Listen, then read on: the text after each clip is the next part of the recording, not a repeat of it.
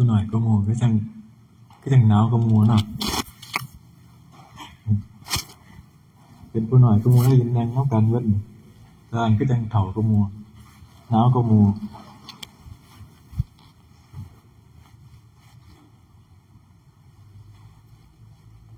ศรัทธาของแต่ละคนความตั้งมั่นในศรัทธาเขาศรัทธาหยังในพระพุทธศาสนาศรัทธาก็คือความเชื่อแต่ก็ต้องมีความเชื่อโดยมีปัญญาประกอบด้วยปัญญาศรัทธา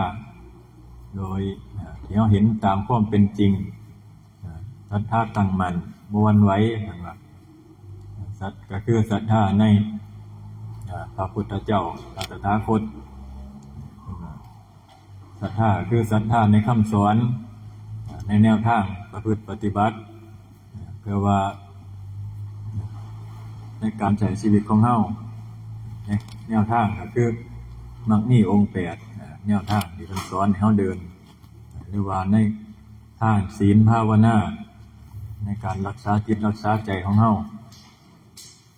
อันนี้ก็คือศรัทธาเป็นเปรียบเสมือนกับแก้วมณีของพระเจ้าจักรพรรดิ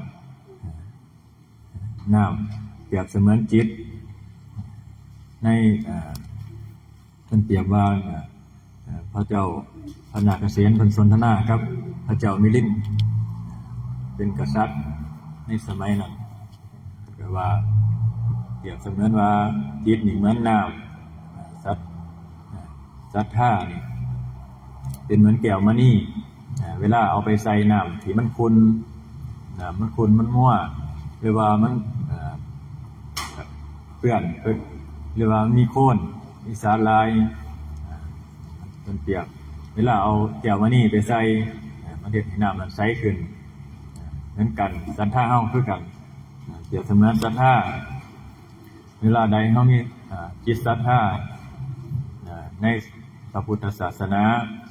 นึกถึงศรัทธาที่เฮามีต่อครูบาอาจารย์ผู้ที่ให้คำสอนแนะนำแนวทางเกิดให้เกิดจิตมันก็สามารถข่มนิวรณ์ได้สงบจากกิเลสได้คือกันจิตบ่เศร้าหมองบ่ขุ่นมัวอันนี้ก็คือเฮาระลึกนึกถึงมีความศรัทธามีความเชื่อในแนวทาง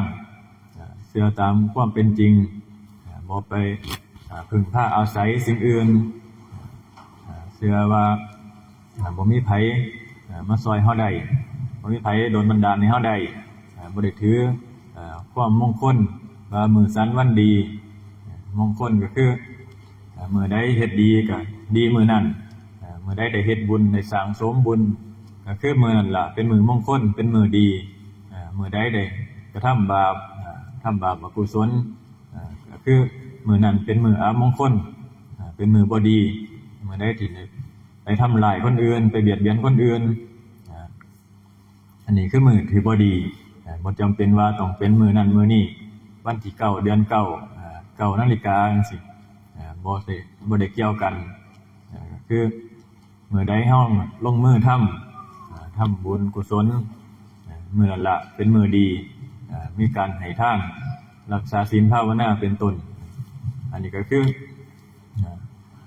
มื้อดีมื้อนั้นล่ะคือมื้อดีก็จึงว่าจิตเฮาเวลาอันใดมีศรัทธามันสิเกิดความผ่องใสบ่เศร้าหมองเวลาภาวนาก็ระลึกนึกถึงคุณของพระพุทธเจ้าจังซี่นึกถึงหรือว่าเป็นคำสอนธรรมะหรือว่าพระอริยสงฆ์ต่างๆครูบาอาจารย์ที่เพิ่นให้แนวทางเฮานึกถึงตอนใดมันก็สิเกิดเป็นความสงบขึ้นมาสามารถระงับนิวรณ์ทั้ง5ได้โดยมีกามฉันทะเป็นเบื้องต้นเพราะว่ากามฉันทะนี่เป็นตัวใหญ่ความยินดีพอใจบ่ว่าจะเป็นในรูป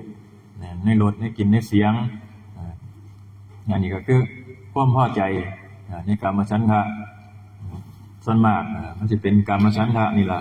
เป็นตัวแรกเป็นตัวที่ข้ามได้ยากเพราะว่า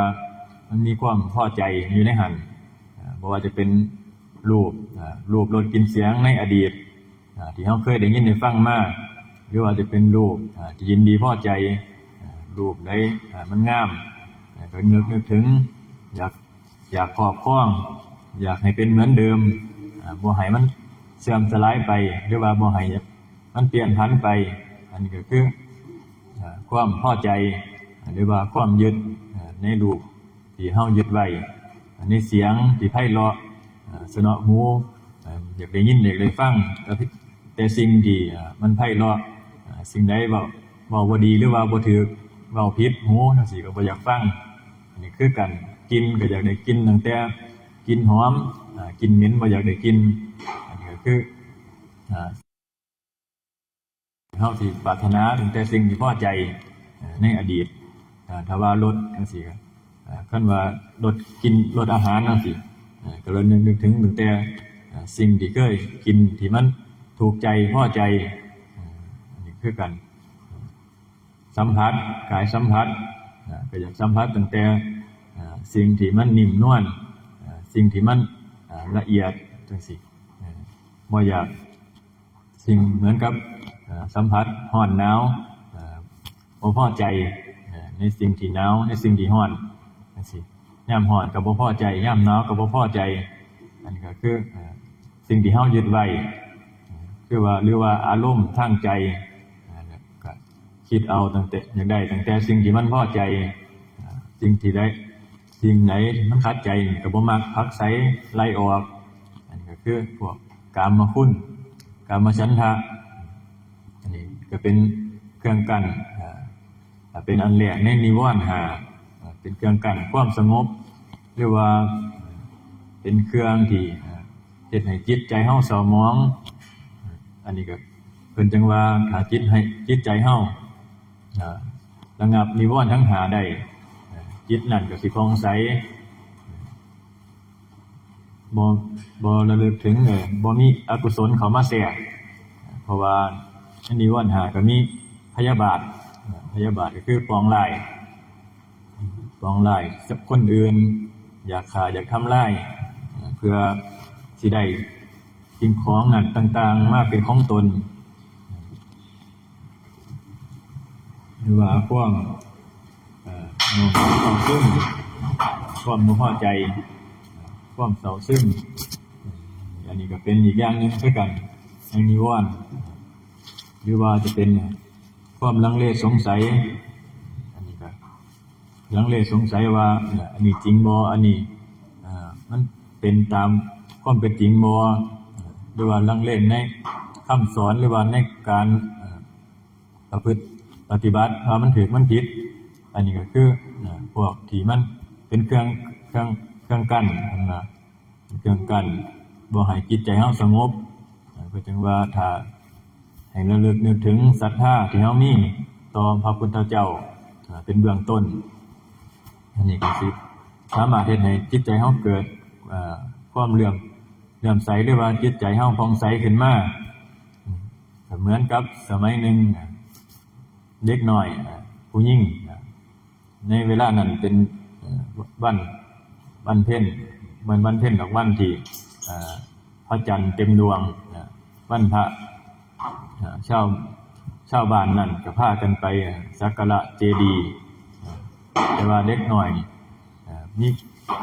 ยังเป็นเด็กน้อยอยู่มีคิดธุระ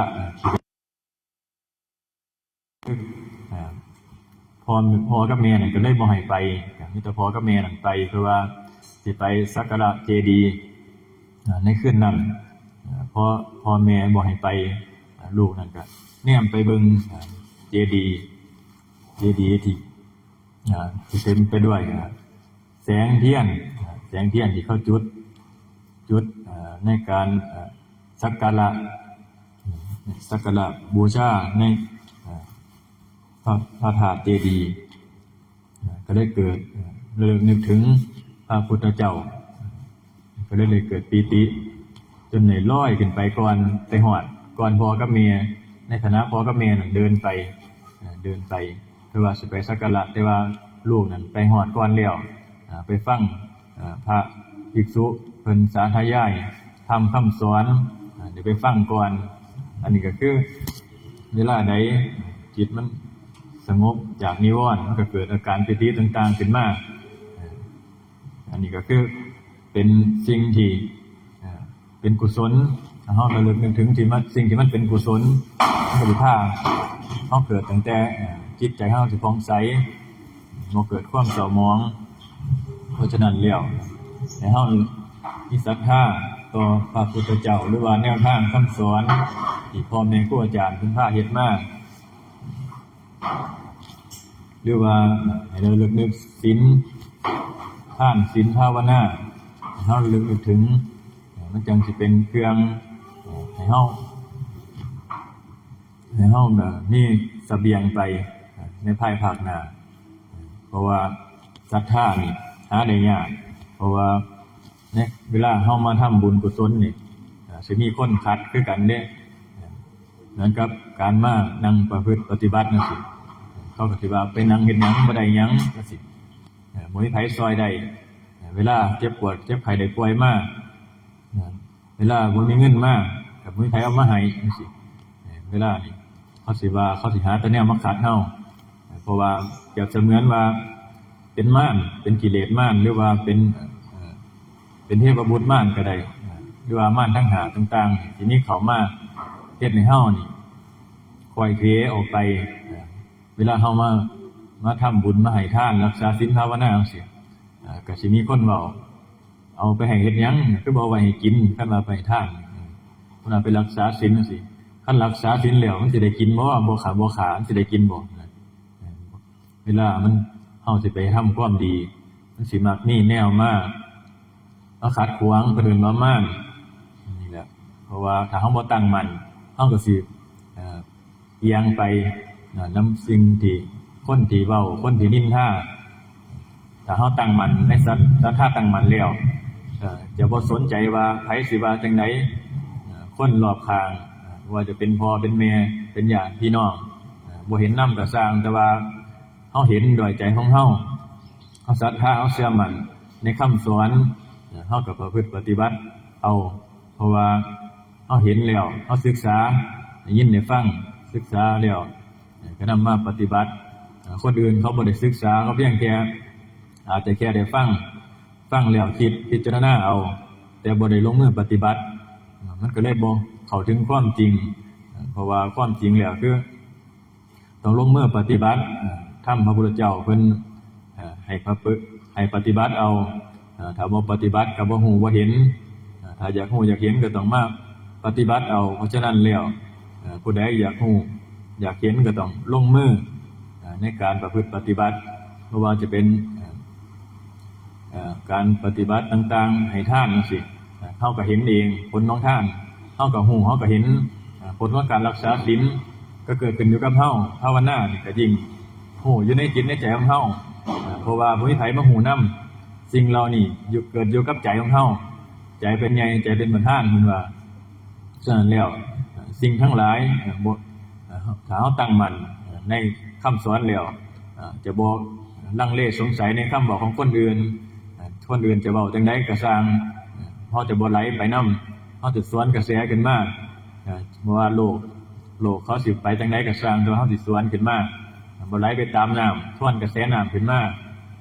เหมือนกับการภาวนาต่างๆจังซี่มันสิเห็นจิตเห็นใจของเฮาเฮาภาวนาไปแล้วในจิตที่มันสิละเอียดขึ้นมามันสิแยกออกมาให้เฮาเห็นเองมันสิเฮ็ดให้เฮาเฮ็ดเองเฮาสิฮู้เองเพราะว่าทำผู้ใดเฮ็ดผู้นั้นก็ฮู้เวลามันภาวนาไปแล้วจิตมันละเอียดมันก็ขันธ์5จังซี่มันก็สิแยกออกมาให้เฮาเบิ่งตัวนี้เป็นขันธ์5ตัวนี้เป็นเวทนาเป็นสัญญาเป็นสังขารเป็นวิญญาณนี่บ่แม่นผีเด้วิญญาณก็คืออารมณ์ความรู้สึกที่มันเกิดขึ้นกับเฮาถ้าเฮาไปนี่อารมณ์ไหลไปตามมันก็สิเกิดเป็นเวทนาเป็นสุขเป็นทุกข์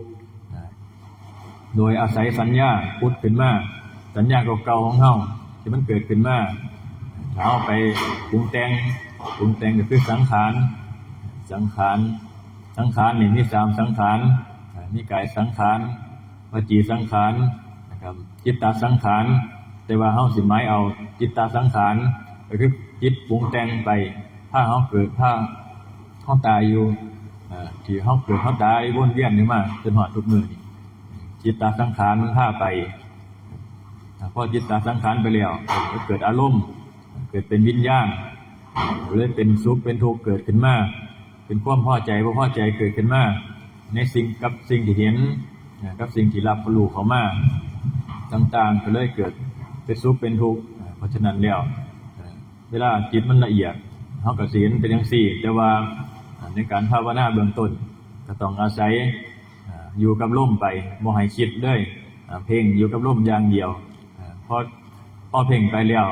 มันก็สิตั้งจิตมันตั้งมั่นขึ้นมาเฮาก็สิเห็นความคิดนั้นมันไหลไปเป็นผู้เบิ่งความคิดเริ่มเห็นอารมณ์ความรู้สึกพอใจบ่พอใจขึ้นมาตัวนี้มันก็สิเป็นอีกระดับนึงเป็นขันของมันเพราะฉะนั้นแล้วผู้ใดอยากรู้อยากเห็นก็เฮ็ดเอาฝึกเอาเพราะว่าสิ่งเหล่านี้เอาให้กันบ่ได้ความสงบเอาให้กันบ่ได้ผลของมันเกิดอยู่กับใจของเฮาเพิ่นว่ามันเป็นปัจจัตตังผู้ใดเฮ็ดผู้นั้นก็รู้ได้เฉพาะตนเอาทำนี่ละ